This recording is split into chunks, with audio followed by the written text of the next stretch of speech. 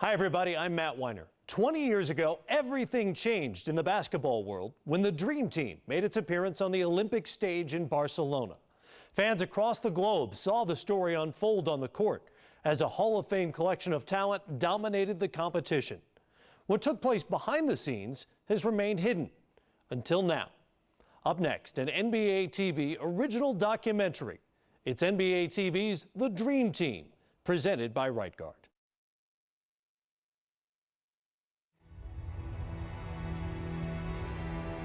Why do people talk about dreams so much in sports? Dream seasons, dream matchups, dream opportunities. They do it because so much of sports is about imagining what you want things to be like. If only the setting were just right. It was one of those times none of us will ever forget. The characters just right. I don't know anything about Angola, but Angola's in trouble. The timing just right. 11 Hall of Famers. I don't think you can ever do that again, at no point in time. If only it could all be the way you might have dreamed it up yourself. Oh, are you filming? Yep. That was the most exhilarating 15 seconds of my life. People perceived us as being superheroes. Please, Michael Jordan!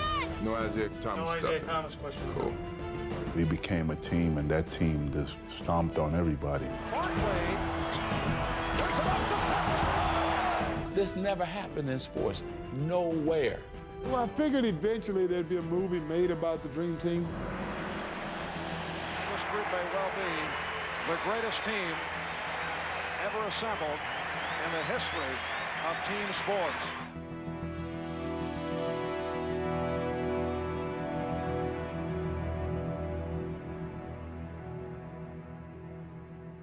God bless you, and God bless America.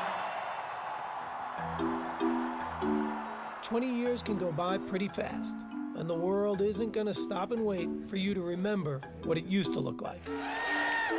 1992 was a time of change.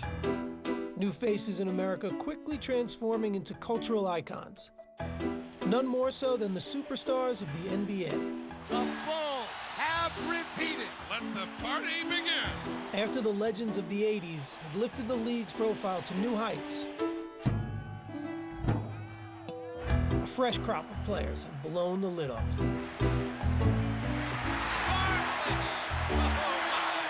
Here's Hewitt. Robinson. Yeah. Their talents and their charisma made them more than just basketball players. I am not a role model. They were a new kind of star athlete whose popularity transcended the game.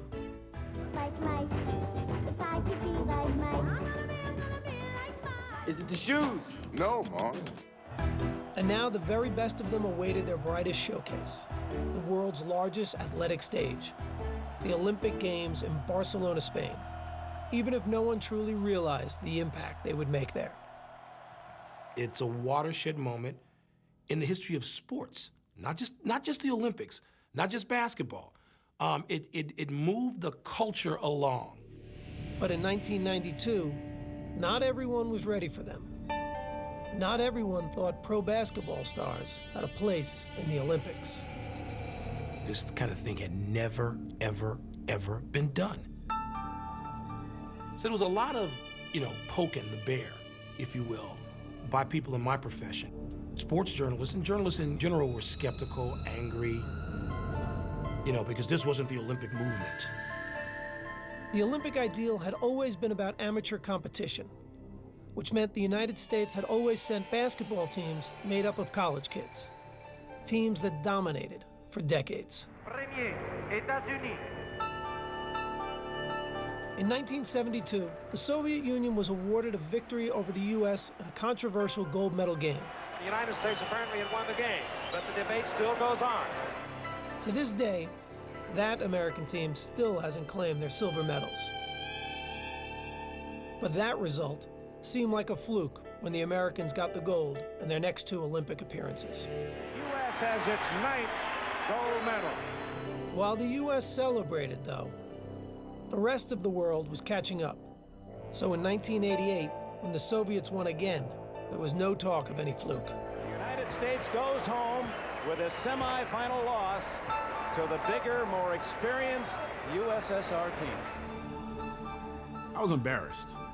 I know some of the guys left their medals there in the room. They didn't want to take them home. And here we are, USA on our chest, and we didn't get the job done. But the amateur ideal had gotten muddled. While NBA players were prohibited from Olympic competition, professionals from other leagues abroad could play. If you played in Europe for money, you were an amateur, but if you played in the NBA for money, you were a professional. And so our players weren't eligible. Those other countries were using pros, playing against 18, 19-year-old kids. That is really unfair. Changing the hypocrisy, though, was a central goal of a European named Boris Stankovic, the head of FIBA, the World Basketball Federation. He was very much intent on lifting basketball up to the highest possible level of international sports. And if the whole world knew that the very best players in the world were not participating in the Olympics, that made it a second-class event. So in 1989, Stankovic issued a resolution to allow pros from all leagues to compete in the Olympics. But back in America, the NBA was lukewarm to the idea. We wanted to be good partners with FIBA to grow the sport of basketball, but we weren't particularly anxious. We didn't know what it would mean. We didn't know if our players would want to do it. We didn't know what the logistics were, but the vote passed, and NBA players were eligible for the Olympics. Now the issue wasn't about whether American pros could play, but whether the best players wanted to play. The one guy that, that we were a little concerned about was probably Michael. The thought back then was Michael Jordan plays 36 holes of golf 90 days during the summer. What the hell is he going to be doing playing basketball? I was hoping they would not ask me to participate. And I was trying to figure out a way graciously that I could decline. I'd done the Olympic thing before, and when Rod Thorne called me and asked me, I wasn't gung-ho about it. My appeal to him was, you're the top player in the world. This is bigger than the NBA Finals, and, we need you. His thing, well, who else is playing? I mean, are all the good players going to play? I'm not going to play by myself. So Michael Jordan waited to hear more, and Rod Thorne made his next call. It was a no-brainer for me. I was in from day one. And I figured if I jumped in first and said I wanted to play, that would get guys to want to participate as well. I think if Magic wasn't on that team, I don't think it would have been as spectacular as it was. And to finish out our careers, that was important for both of us. Once you get guys like Magic and Larry committing to the team, then all of a sudden it becomes something very, very special. Representing the USA is already a tremendous honor, but to know that you're going to be on a dream team is a once-in-a-lifetime experience. Magic, Bird, and David Robinson weren't alone in their pride. They called in the big guns. We're the Navy SEALs that we had to go over there and kick butts and take names. With those stars and the Utah Jazz tandem of John Stockton and Karl Malone, the dream team was starting to take shape. It don't matter if you call me last. I got the call. I didn't feel like that I deserved to be called, but I truly wasn't going to tell them that. I was like, yeah, I'm in. I didn't even think to say who else was on the team. I'm like, yeah, I'm good. Yes. Charles Barkley's ability was never in question, but his attitude was. God want us to win the world championship. I don't know if I go that much off. No, I talked to him the other night. I learned early in Philadelphia. It doesn't matter what I say. So from this day forward, I'm going to say what the hell I want to say. And some people are going to like it, and some people are going to dislike it. But after a series of incidents on and off the court, the least of the committee's concerns were about what Barkley would say. I was asked to talked to him. He was so honored that we would even think about asking him. He convinced me that you won't have any problems with me. Now, with the team nearly complete, Rod Thorne had enough talent secured to go back to where he started. Representing my country was a big thing, but I think, the biggest motivation for me was now I get to spend time with some of the guys I compete against all the time. Portland's Clyde Drexler rounded out the list of NBA players, while the final spot on the roster was reserved for an amateur, Duke's Christian Laettner, coming off back-to-back NCAA titles. There's the pass to Laettner. Puts it up. Yes! In any other Olympic year, Laettner might have been the team's biggest star. But on this team, he was fine with being the last guy on the bench. I tell people this all the time, and it may shock them, but my most enjoyable year was my freshman year because they don't expect nothing from you except carry the luggage, do the laundry, and get our donuts. And that's easy. The harder thing is to be the leader. By May of 1991, 2 months before the Olympics, the team was set. 1 college kid and 11 future Hall of Famers. The man charged with putting it all together was the unflappable Chuck Daly. Okay, all set? I'm set. Chuck looked the part. He was the guy that looked like he owned the arena, but he would also push the broom. His hair was beautiful. His suits were immaculate. He wanted to win, but he wanted to look good. As the head coach of the Detroit Pistons, Daly did both, winning back-to-back championships in 1989 and 90. The Pistons are winners and still champions of the world. The Pistons were nicknamed the Bad Boys for their aggressive and some said dirty style of play, never more evident than in their memorable playoff battles with Michael Jordan's Bulls. Michael on the move against Vinnie Johnson to the hoop. He is necktied. Michael Jordan goes down hard. Detroit and Chicago had no love for each other. So when Daly was named the Dream Team coach, many wondered how he'd handle working with the Bulls' biggest star. I was being asked to wrestle with some demons and some issues. But the coach was well acquainted with the task of managing personalities. He coached the bad boys. And if you can coach those, you can coach anybody. One player Daly wouldn't be coaching in the Olympics, however, was his own star in Detroit, point guard Isaiah Thomas, who controversially had been left off the team's roster. No matter how much people try to say now, it was no big a deal. It was a big deal. I talked to Isaiah at the beginning of the year about the aspect he wasn't on the team, and he was not comfortable with it. I'm sure he is very hurt. He's a very deserving player, but he was not selected. Thomas was well on his way to a Hall of Fame career, but was also seen by many as the biggest cultivator of the bad boys image in Detroit. And now Isaiah Thomas and Cartwright are swinging. Isaiah was the general. He was the guy that would yap at his teammates and say, knock them on the ass, do whatever you got to do. A beautiful backdoor pass from Pippen, and he is walloped. He knew he was going to get hit. I despised the way that he played the game. Did you want him on the Dream Team? No, I did not want him on the team. Did Michael? Did he want him on the team? Well, I can't speak for Michael, but I don't think he wanted him on the team. Now, there has been speculation that your icy relationship with Isaiah Thomas is the reason that he was not selected. Well, what is your reaction to that? That was one of the stipulations put to me prior to me even committing, that Isaiah wasn't a part of the team. I was getting strong innuendos that it wasn't just, it was coming from higher places that didn't want Isaiah Thomas on the team. Certainly things are being pointed at me because of our relationship and of course about the way that the end of the game between Detroit and Chicago ended. We were picking the group just after the Pistons had been eliminated by the Bulls, and it was very bad timing for Isaiah. Everybody had fresh in their mind the picture of Isaiah walking off the court. Pistons wasting no time in getting out of here. They left the bench, although there's 7 and 9/10 seconds remaining. The Pistons just left. When the Pistons walked off the court before the final bell, I think it left a bad taste in a lot of people's mouths. All right, no Isaiah Thomas stuff. No Isaiah Thomas questions. Cool.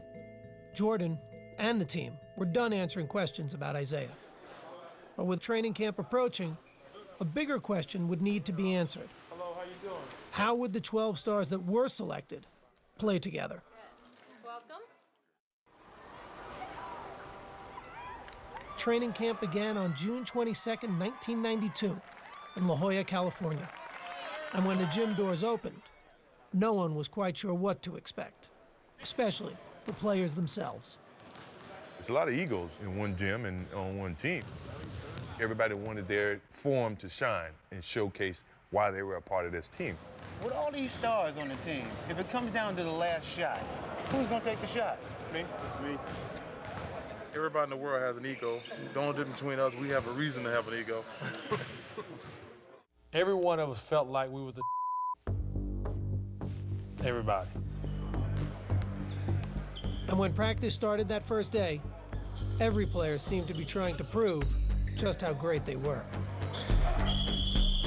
It was a very competitive practice, and I'm thinking, aren't we all on the same team? Patrick go, I don't want to play with David, I want to play against him. Then you hear Michael say, I don't want to be on Magic's team, I want to play against him. Every evaluation of Michael Jordan at that time was, he's good, but he's never Magic Johnson. In my competitive nature, I wanted to use every little bit that I could gather so that I can gain an advantage. Karl Malone, he's the only guy I would even compare to myself at the power forward position. So I want to prove that I was the best power forward in the world. Charles. Yeah, he's a great talent. Do I think he's better than me? Hell no. So let's do this. By the time this over with, you're gonna be thinking I'm damn good too.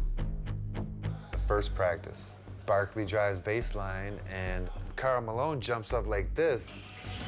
Barkley just dunked on him so hard. It was just an unbelievable play. I felt like, man, I cannot believe that I'm part of this practice. A few days later, the team had a chance to acclimate themselves to playing on the same side. Chuck Daly had scheduled a scrimmage against a select group of college players, a group thrilled to be facing off against their idols. I found out today I might be picking up Magic a little bit full court, so, you know, things are just happening for me. It really makes me happy.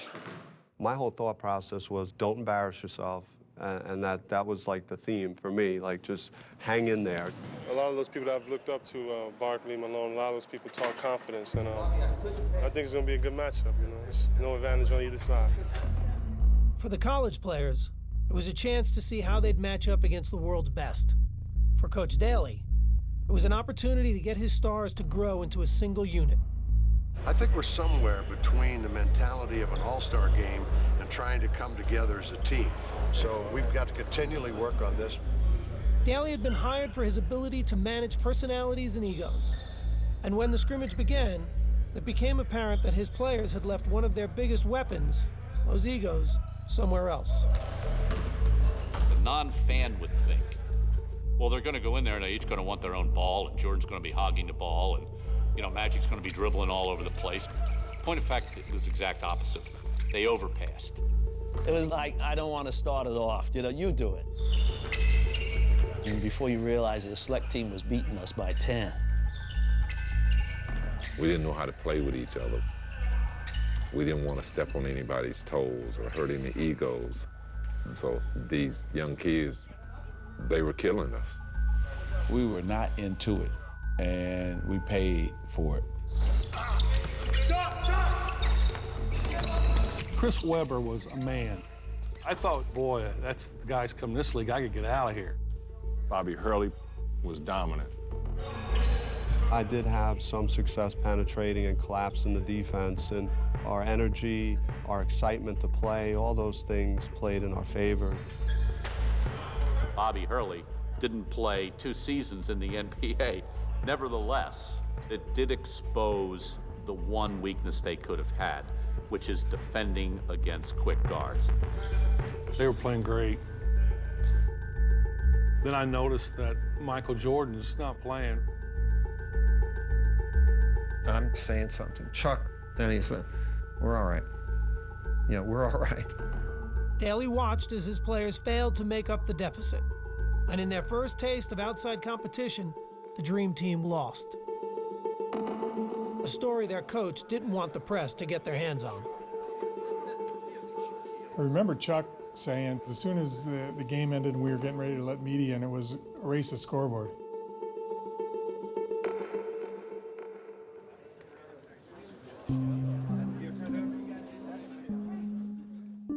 Media comes in, scores, if not hundreds. They can sense something. You can feel the tension, or you can feel something in the air. Well, some of these college players we've just got through playing against probably should be on this team, but they'll get their chance. The teams posed for a picture together, both not sure what to make of what had just happened. But the man in charge may have had the answer. He threw the game. You know, Chuck threw the game. If you look how much Jordan played and how he subbed guys in, not picking up, not making any adjustments, he knew what he was doing. It was legit. It felt tremendous. You know, what we were doing that day, you know, they couldn't stop it. There are kids who believe in Santa Claus too, and the Easter Bunny, and now that they've grown up, I hate to burst their bubble, but it was a game thrown. Not many people would have done it, and he did it. It was gratifying to Chuck for us to get our butts beat like that, because now we had to listen to him. From then on, he had a way of just saying, you know, you could lose. After fixing his collars and his hair, his speech was, anybody can get beat, so you gotta be ready to play. And I think that's the only speech he ever gave us. The message got across. I mean, you know, Chuck couldn't have been happier, I'm sure. It was brilliant on Chuck's part to be able to orchestrate that and play along like he didn't. Why didn't he tell you guys? We probably would have screwed it up. The next day, training camp ended with a rematch against the college kids. And once play started, everything made sense again. The tables were turned drastically. We showed them why we are who we are. We pretty much beat them by 100. They couldn't score. And by the way, Jordan played a lot more that next scrimmage.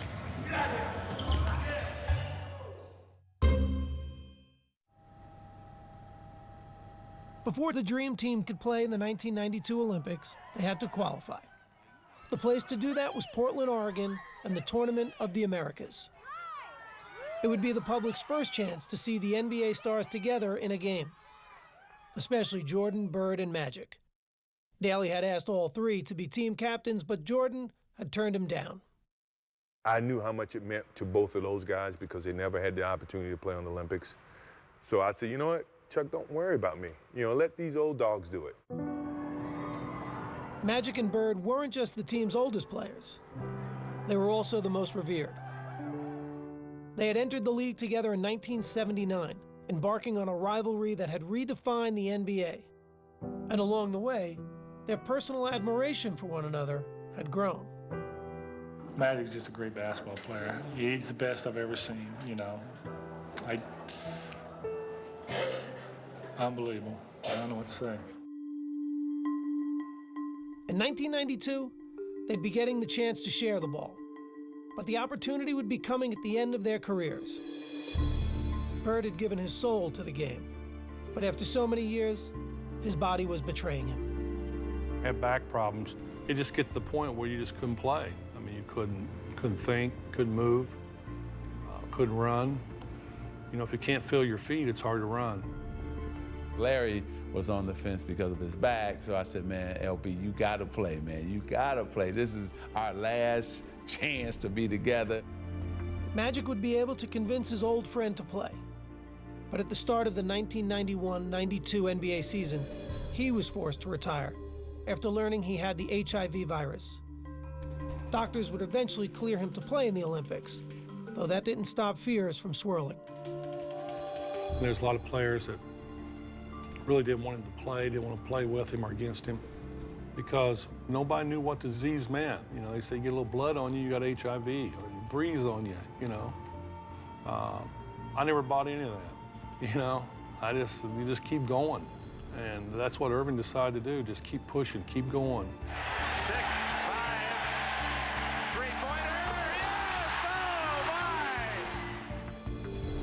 my! Magic had made a cameo in the 1992 All-Star Game and had focused his attention on the Olympics, hoping for an encore of a lifetime alongside his old rival. Our careers were really over, and it was something I thought needed to happen for both of us. Their debut would take place at Portland's Rose Garden, with their team needing to medal in the Tournament of the Americas to qualify for the Olympics. That seemed like a foregone conclusion to just about everyone, including their first opponents, who were completely in awe before the game even started. The Cuban team spontaneously drops to its knees as if 12 popes had come by on Easter Sunday. At that point, the idea that this is merely a basketball game has been ripped asunder. It was a surreal feeling. She's like, dude, we're here to kick y'all behind. And they want to take pictures with you. Then the game begins. Magic and Larry come out together, two guys that had saved the league. They wouldn't even be playing this game without those two. And Magic passed the ball, Larry makes the first basket. Bird banking in, goes to the fadeaway. I mean, you know, it just didn't get any better than that. The U.S. was off and running, and the result was a thing of beauty. Johnson leading the break, finds Robinson. And no one seemed more excited to be sharing the court than the co-captains.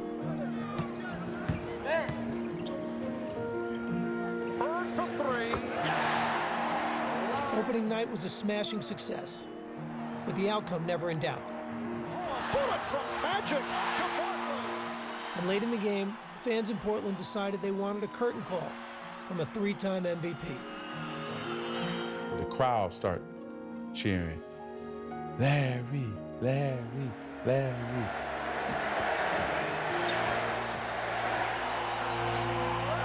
Crowd reacts to the entrance of Larry Bird, a standing ovation.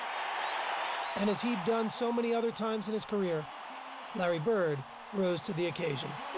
Jordan with the behind-the-back save. Here's Bird. Yes. You just knew that Larry Bird was not going to miss that shot. It was a virtually flawless performance. The final margin of victory was 77 points.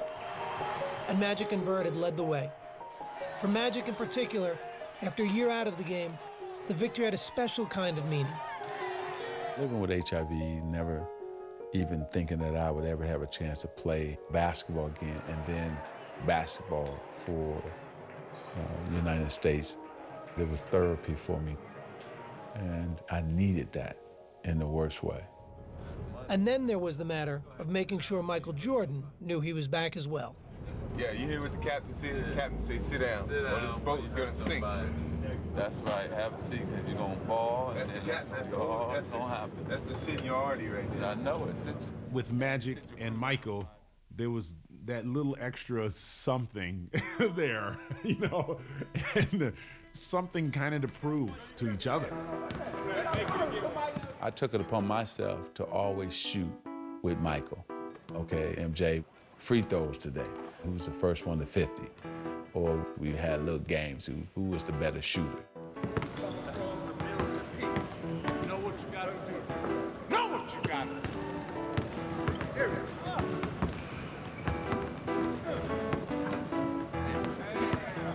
He didn't want to relinquish that control of the 80s, in a sense, even though we were going into the 90s. Don't touch the phone. One hand, don't touch it. Don't touch it.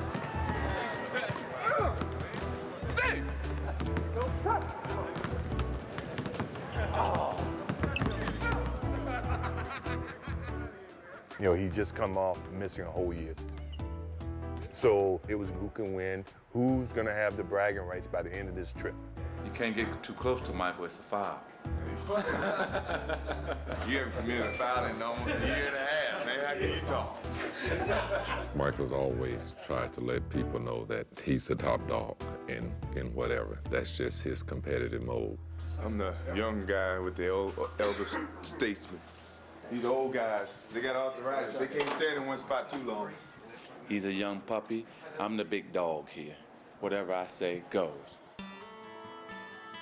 While the winner of Magic and Michael's "Can You Top This" challenge remained in doubt, when it came to facing the competition in the Tournament of the Americas, the team stood united.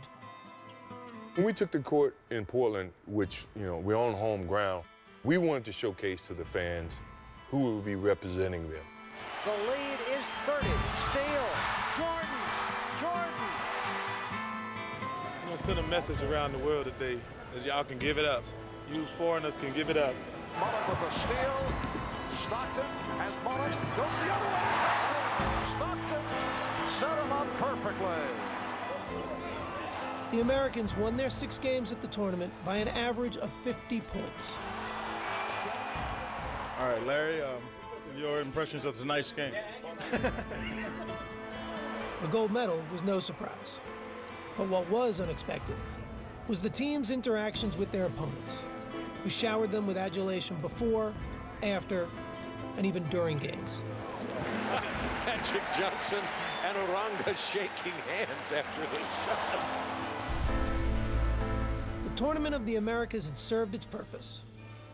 The U.S. had qualified for the Barcelona Games and given the world its first glimpse of what was coming later that summer. I want to say this is just a small step in what our goal really is, to get to Barcelona, win the gold medal, and bring it back where it's supposed to be. Thank you.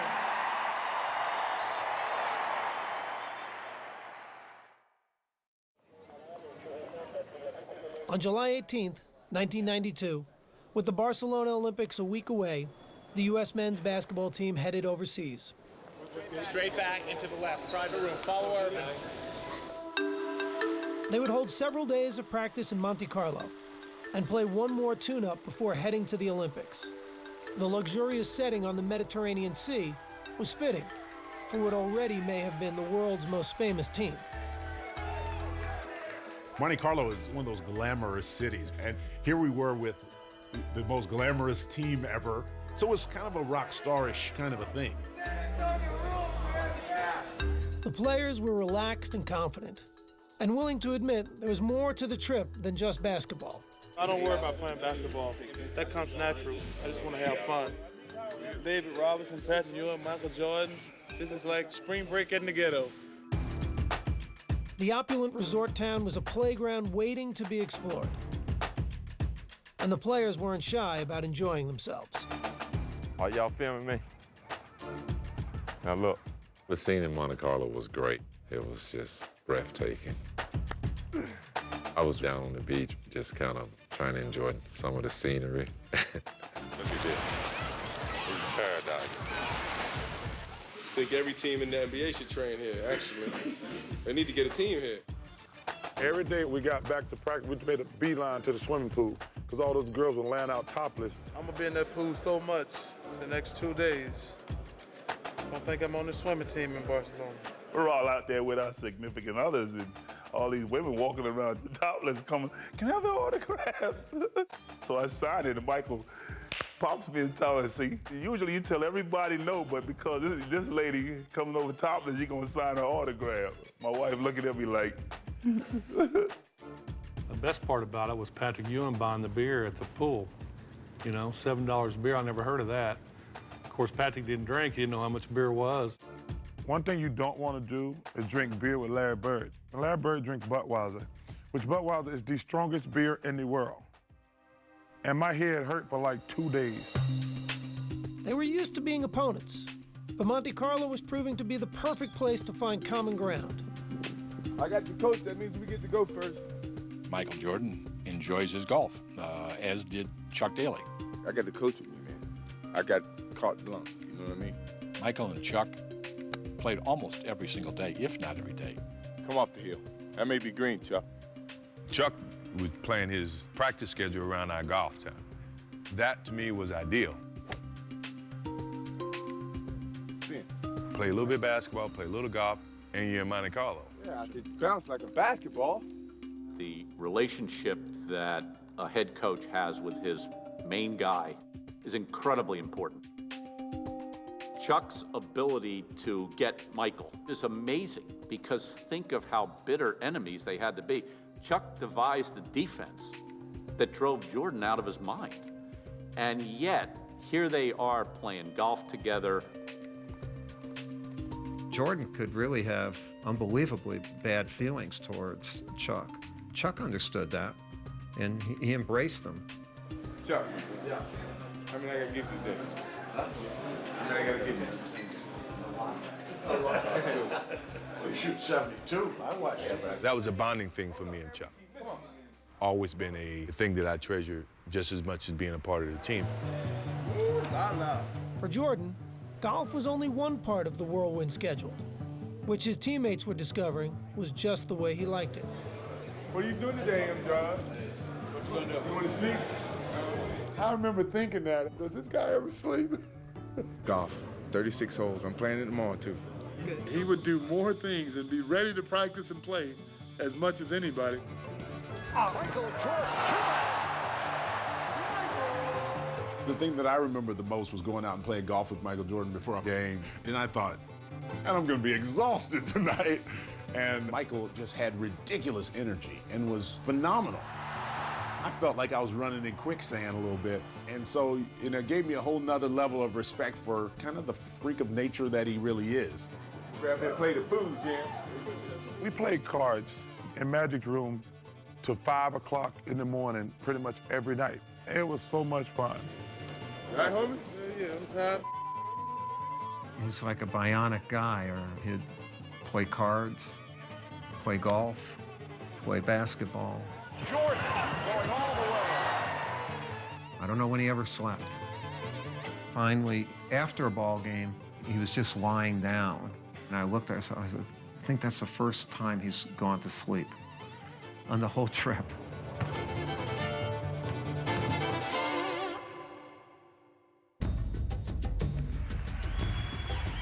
After a few days in Monte Carlo, the players returned to the court for an exhibition against the French national team. Everybody had their eyes on one team. You could feel that it was just such talent, such incredible skill, and it was just such a pleasure to watch. The Americans won the game easily, even if their performance was far short of seamless. It wasn't a great game. A lot of sloppy passing. I didn't like any of it. It was a terrible game, and U.S. looked half interested. And so Chuck kind of the next morning in Monte Carlo, even though everybody was a little hungover and tired, had to really kick their butt. Chuck says, okay, this is what's gonna happen. We're gonna play it like a real game. We're gonna play 4 quarters. We had me, Scotty, Mullins, Bird, and Patrick. And Magic had his 5. We weren't gonna change that team at no point in time. You got your 5, I got my 5. We gave them the college guy. You can have Christian Laettner. We don't want him. You can have him. He's just over there waiting to tag in. But it was about pride. And the college kid couldn't help either one of the team. Michael Jordan called Clyde out and went at him. Tell him, this is what I'm gonna do to you. Fall away jumper, good. What did I tell you? So I said, no, Clyde, you better get him back. You better get him back.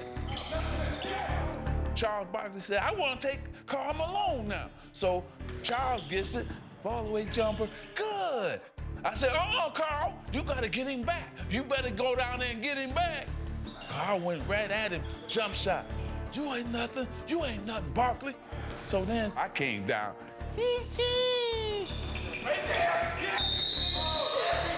His energy is real high. He feels like he's in an opportunity to prove himself. Showcase that, hey, look, I'm still Magic Johnson. I still dominate this game. That's all right. That's all right. We go from here. Magic was saying, you ain't the guy, and We got other players in this gym. Don't be cheating on me. Doesn't take much to get Michael going. Just a little something to tweak him, and it's on. He never liked to lose. Mike always got that look. When you see that look, then you know just give him the damn ball and get out the way. As much as it was 5-on-5, you could see in Monte Carlo that it was gravitating towards, okay, Michael and Magic. Magic was hesitant to surrender his place on the mountaintop. And Michael, being Michael, he needed to say, no, I'm on the top of the mountain now. Magic was saying, look, NBA's not yours yet. You know, I'm still here. Michael's like, no, it's over. This is mine. And the funny thing was Larry was sitting on the side going, it's his. Chuck realized the competition aspect was getting a little bit too high. Killing everybody on our squad. He wanted to end practice, but Magic didn't want to end because he wanted to keep playing because we just kicked his ass. How you like that ass kicking we gave you? No. Come on now. Well, y'all got the first quarter of practice. By the time practice was over, even Magic had to acknowledge basketball's landscape had been changed forever. Larry and I were talking, and Michael walks in, and he says, "There's a new sheriff in town." And we both hit each other like, well, he's not lying.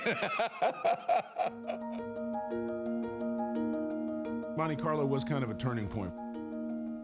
Walls started to come down from, you know, when you're playing against each other, you have these rivalries.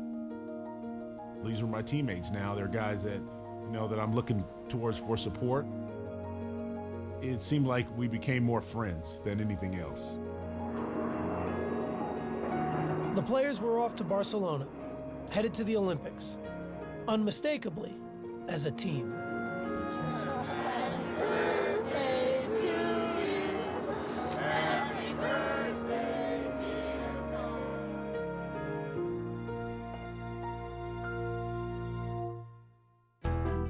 NBA TV's The Dream Team, presented by Right Guard, will continue in a moment.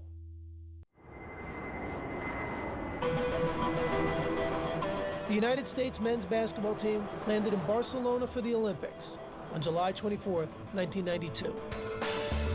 In store was an experience unlike anything they or the sports world had ever seen. The plane landing in Barcelona, helicopters flying over it.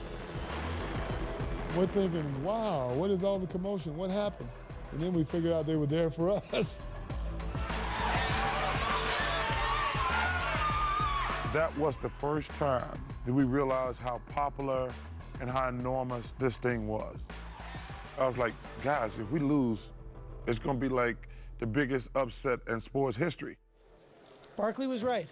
There was no margin for error, a reality the rest of the team openly accepted in their first press conference in Spain. I know I'm really afraid to fail because I can't go back home if we don't win the gold. Even though I'm from a little small place in Summerfield, those 250 people there said, I can't come back. Barkley, meanwhile, handled an endless barrage of questions as only he could.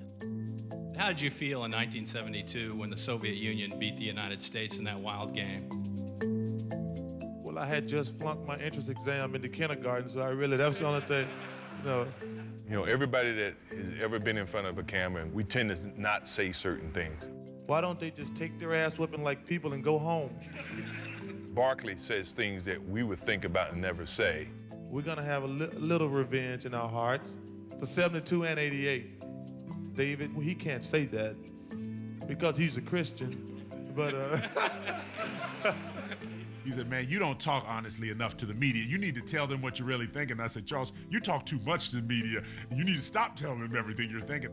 And when Charles was asked about the team's first opponent, his prediction was as honest as ever. I don't know anything about Angola, but Angola's in trouble, I think. Just moments ago, the Dream Team boarded the bus outside their hotel along the Ramblas. They're heading for their first matchup in Barcelona with the Angolans.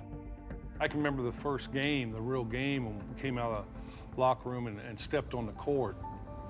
And I finally said to myself, I can't believe this, I'm here.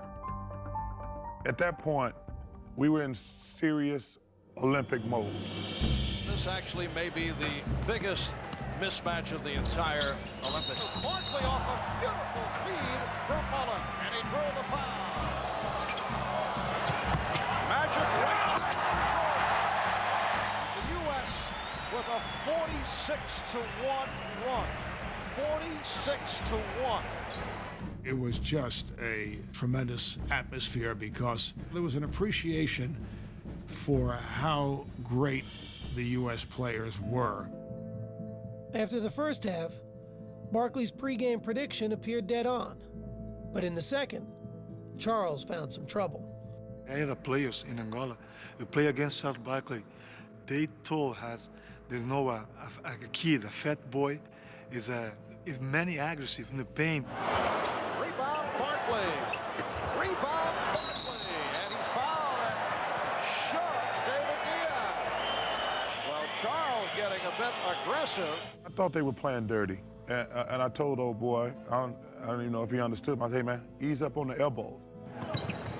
Barkley from Pippen. I let it go twice. You can see the frustration with Barkley. And the next time, I just cracked him. Barkley from Pippen. And a technical foul has been called on Barkley. To his dying day, Charles claims the guy elbowed him 3 times. I said, Charles, you know, you're full of crap. No, it's not true. I didn't elbow Barkley before the incident. People always say, turn the other cheek. If you turn the other cheek up, I'm hit you another cheek too. I thought, what are you doing, Charles? The guy is half your size, but you know, Charles was an equal opportunity abuser. Erlander Coimbra did not think it was a friendly elbow. That's the same guy that just asked for an autograph, Charles. I mean, you think he's not intimidated? I think he's act like a bullying, but maybe it's from his personality. The United States has defeated Angola by the score of 116-48. The game may have ended in a rout, but afterwards, the result was overshadowed by the controversy. What's with the elbow? Well, he hit me, I hit him. That's the way it is. Charles made you look like the ugly Americans, which we were trying not to do. We said to Charles, look, man, you're a reflection of all of us. So if you do it, they're not going to write the article that Charles Barkley did. They're going to say the Dream Team.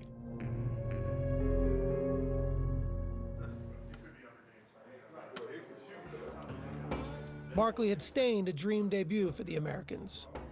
But in their next game against Croatia, Scottie Pippen and Michael Jordan grabbed the spotlight, with the focus on their matchup with one of Europe's best players, Toni Kukoc. Major storyline that carries into this game involves Toni Kukoc, second-round pick of the Chicago Bulls back in 1989. The Bulls made a strong push to sign him last season. At that time, general managers in the league were trying to come up with gems, make their discoveries overseas. And Krause thought this guy could play in the NBA. While Jordan and Pippen had been winning back-to-back titles, Chicago GM Jerry Krause had been publicly wooing Kukoc to join the Bulls. Krause was recruiting this guy and talking how great he was. You know, that's like a father who has all his kids and now he sees another kid that he loves more than he loves his own. So we were not playing against Toni Kukoc. We were playing against Jerry Krause in a Croatian uniform. But unfortunately for the real Toni Kukoc, he was now the target of the world's 2 best defensive players. They was debating who was going to guard him. No, I got it. No, I got it. I'm looking at Michael and Scottie, and they're ready for, blood. Man. We knew the world was going to be watching. We knew everyone wanted to see what Toni Kukoc was like, and we were going to give him the worst experience he ever had on the basketball court. Pippen drew the initial assignment of shadowing Kukoc and harassed the Croatian from the opening whistle. It was hard to run across the half court without a ball. and with the ball, it was just, here, somebody else get it. Tony definitely wasn't getting a shot up, and he wasn't going to score. Kukoc is nothing for 4, and he's contributed nothing. We wanted to go guard him on the bench. Kukoc is called for the offensive foul, and the pressure continues. And after Pippen wore Kukoc down, it was Jordan's turn. Kukoc, stolen by Jordan. He reads it better than anyone. Slam dunk. Them dudes were all over him. Jordan rejecting Kukoc. Here's a 3-on-2. Pippen.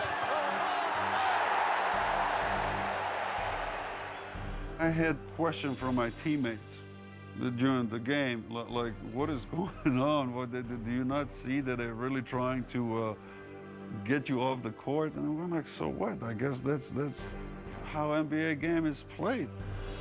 Pippen, Jordan, and the Americans cruised to another victory. This one by 38 points. But the domination had its detractors. This team of All-Stars is almost too good. Is it a positive or a negative? The question was now being asked, was the Dream Team too great for its own good?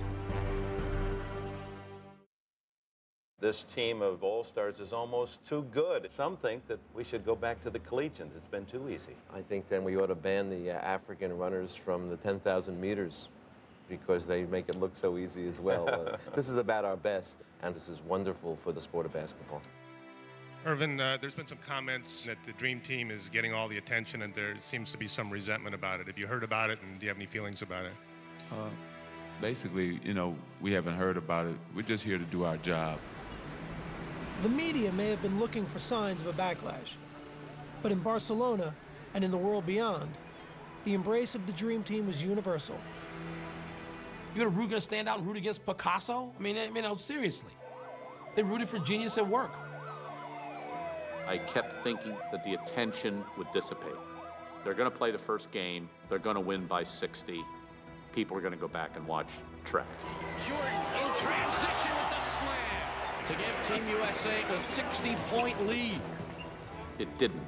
It kept building and building and building. The U.S. with another trouncing 127-83, 127 points. Workers were trying to get autographs. The security people were trying to get autographs. All the athletes were standing alongside like a parade. What a ball fake by Scottie Pippen. It is a 58-point lead. People perceived us as being superheroes. This was a blowout on the U.S. men's Olympic team. The guy on the bench is taking pictures, and I said, wow, we are having an effect over here. Wrap around pass to Wrexham. Another easy victory in this, their 5th game of the Olympics. It was as if the President of the United States was in the midst of a caravan that was going through the streets. It was like the Beatles, where there's thousands and thousands of people waiting all the time. That was the most exhilarating 15 seconds of my life. We're like, wow, this is amazing. No one member of the Dream Team reveled in the Olympic experience more than Charles Barkley. After throwing the controversial elbow against Angola, Barkley had emerged as the team's most visible player. Everybody always had the same question. How much of an ass is Charles Barkley? Hey, Jack, when am I going to be on the cover of Sports Illustrated for this stuff? I should be on the Dream Team cover. And then every time you'd go spend time with him, you know, you'd just realize that he was the most enjoyable act, not only in all of sports, but possibly in all of pop culture. Sometimes I dream that he is me. I just want to be like Mike. Right away, I told my editors, I said, well, the #1 angle here is what is Charles doing? And if you wanted the answer to that question, all you had to do was follow the crowds. They're like, we don't want you guys out and about because we don't know how safe it is. And I'm like, dude, I'm at the Olympics. I'm not going to stay in my room the whole time. So Barkley strolled Los Ramblas, a man of the people if ever there was one. Man, I walked up and down the Ramblas every night And the people were fantastic. They all wanted autographs and wanted to take pictures. We could be inside the hotel. Soon we heard the big roar. We said, there go Charles. So Charles would be walking, and then thousands would be following him everywhere he went, you know. He was the Pied Piper. Charles would go over to the village and like find the Angolan players and hang out along the Ramblas at night. He was the most memorable person of the 1992 Olympics. I just saw this touch he had. I don't think anybody else in the world could have done it beside Charles Barkley. At the end of the day, he was America's best ambassador. Barkley was celebrated for experiencing the Olympics on his own terms. More quietly, one of his teammates found a way to do the same. We had the motorcycle escorts and we bussed through traffic like Dick Tracy. But this one day, we got stuck in traffic and we're just sitting there and sitting there and sitting there. Finally, I said, that's it. Let's go. Anybody wants to go with me, I'm heading. He'd get off the bus, and his family met him. He started walking right through the middle of everybody, and nobody noticed him. I'm still on the bus, seeing him walk down the street, and I'm saying to myself, I would give anything to do what he just did. See, guys, this is called the Ramblas. See all the footprints? All right. So Las Ramblas, it's like Times Square or something. There's just so many people walking. I'm 6'1", I'm about the average size of everybody else on that little walk. So I'm walking with my family and I have the camera and nobody's noticing me. You think it's the sunglasses that's fooling them? Must be. Hi, you're from America? Yeah. Whereabouts? Whereabouts? Massachusetts. Massachusetts. You been watching the Dream Team at all? Yeah, I'm watching what you expect. They're pretty good, aren't they? Yeah. No attention whatsoever. Finally, we ran across this lady who had the Dream Team and all the pictures on her T-shirt. Hi. Hi. Are you an American? But of course. You look wonderful. Why, thank you. She started speaking real excitedly about each of the players. And I said, have you had a chance to meet anyone? Of course. We met Charles Barkley the other night. Did ya? He's a hell of a player. See, you got all the players right there on your shirt. Is Charles the only one you've ever seen? The only one I've ever met. Hey, guys, do you know any of those guys on there? I think my oldest son, Houston, ruined the surprise. That's my dad. Your dad? That's your dad? Too bad he's not here. You play on a team? I do, yeah. Who is that guy? I can't go anywhere without being bugged. Really not much different from Michael Jordan walking through here. For the players, surreal experiences had become the norm. But even more memorable were the unlikely friendships developing behind the curtain. It was a unique mix. You know, Larry Bird and Patrick Ewing became like best friends. I got a white guy from Indiana, and I got a brother from Jamaica. Patrick said I could pick his mind. It took me 3 minutes. Now he gets a chance to come back and start picking on mine. Took me one. We were probably the two of the most unlikely people you thought that would be friends. But if you look, not only Larry and I got to be great friends, but all of those guys got to be much better friends. We all enjoyed each other. We all enjoyed the ride. And we got a sense of each other as men. Then, when we got to the court, it made it even better. The Dream Team's chemistry turned out to be the hallmark of their success, as the players closed in on what they came for. Barkley now over the side leading cheers. Their big margins of victory may have been a testament to their dominance, but numbers couldn't capture what made watching them so unforgettable. Guys played the best basketball you've ever seen in your life. It was literally like great poetry or great art. At times you feel you're watching a performance, a concert, rather than a basketball competition. This was fun. This was like, it's how basketball's supposed to be. And at the center of the fun was the team's biggest star, who had come to Barcelona at the peak of his powers and shown how much his popularity had exploded. I will say this one thing about Michael Jordan. I've been around other celebrities in my life. I've never seen people react like they do to him. People go crazy when they see him.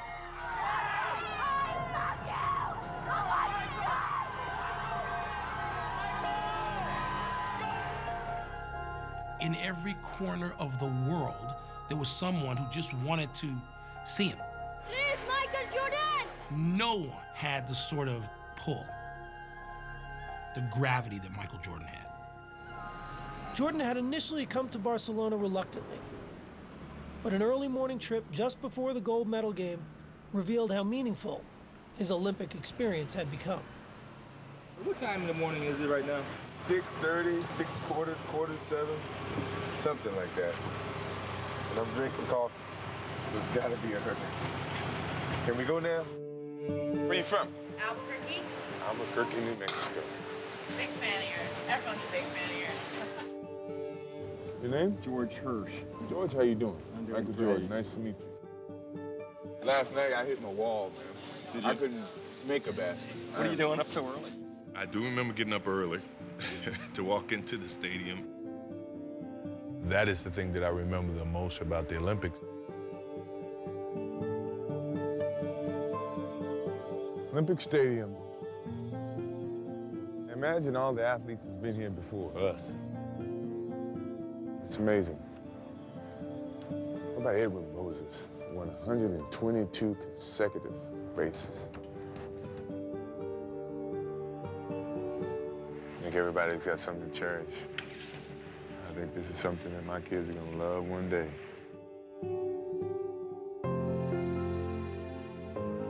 The Dream Team squared off against Croatia again in the gold medal game, offering the world one more lasting impression of their supremacy. Barkley with the lead for Mullen. Behind the back, Drexler. Team USA came to send a message tonight. We wanted to win and we wanted to dominate, but how we did it, sharing the ball, including everybody. We did it as a true team. The U.S. has defeated Croatia 117-85, and they have won the gold here in Barcelona.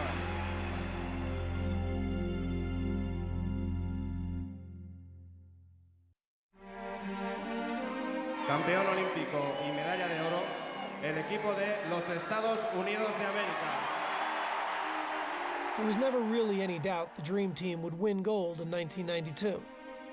But as they walked back onto the court to get their medals, the moment still overwhelmed them. You saw a lot of tears from players. It was a very proud moment for me because anytime you represent your country, you know, that's a prideful thing.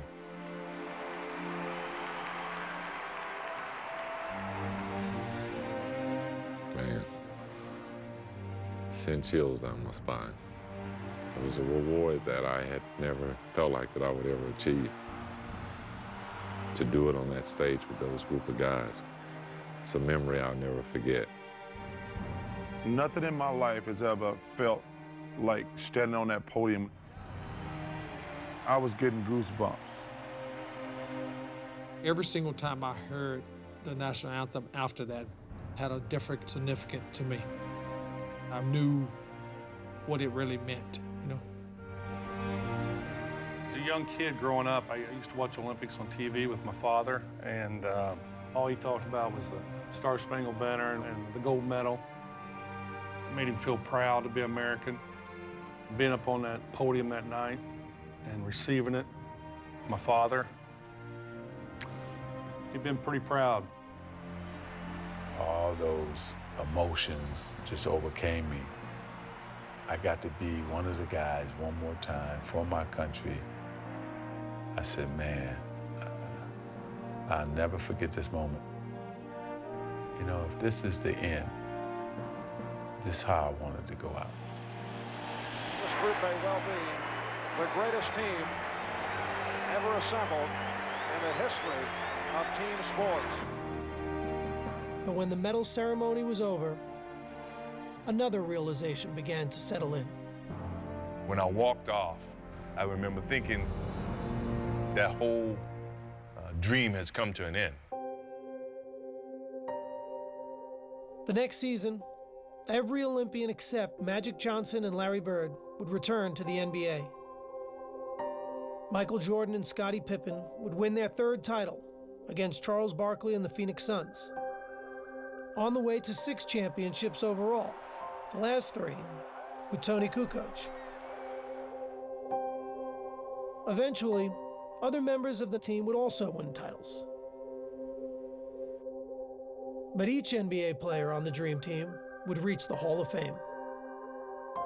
Still, it's what they did together that summer that had the biggest impact on the game. An impact that continues to grow today. It really lifted basketball, and it gave birth to international stars who had nothing to do with those games in '92, but who took so much from it. We made the game a worldwide game. You know, I talked to Tony Parker, I talked to Ginobili, I talked to Dirk Nowitzki. Those guys say their first love of basketball started with the Dream Team, and I'm really proud of that.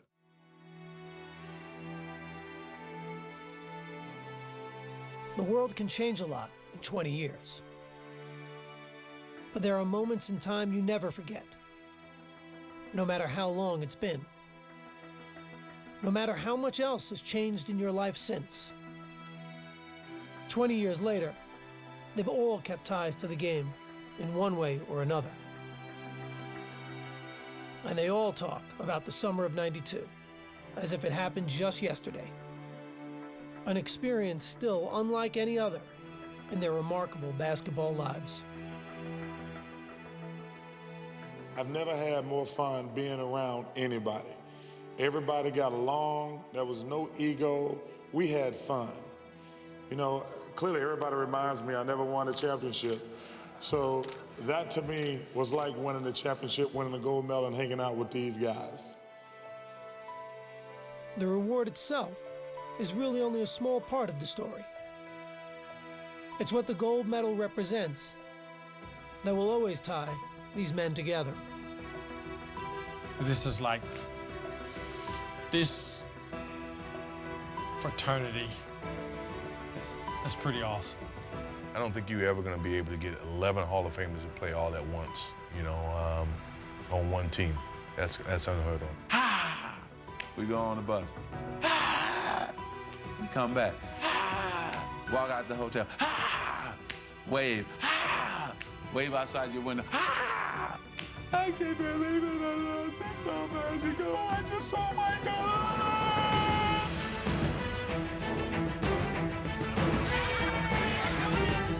It changed sport as we know it. They showed the world how to play basketball. What other team can say that? I don't think we'll ever see anything like it again. It's an insult to compare anybody else to that team. Take a good look. Brett will never see a team this great again.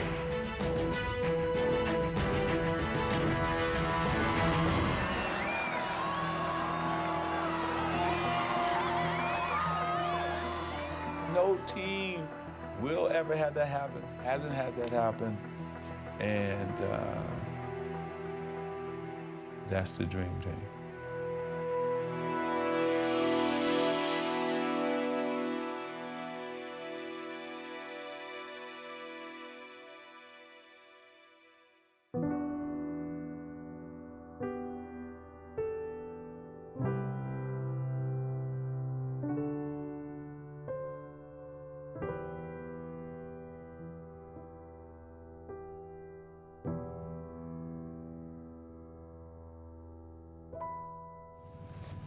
'92 gold medalists, Olympics.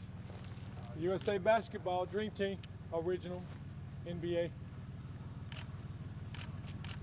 Hey, give me some of it. Right there. Yes, sir. Awesome.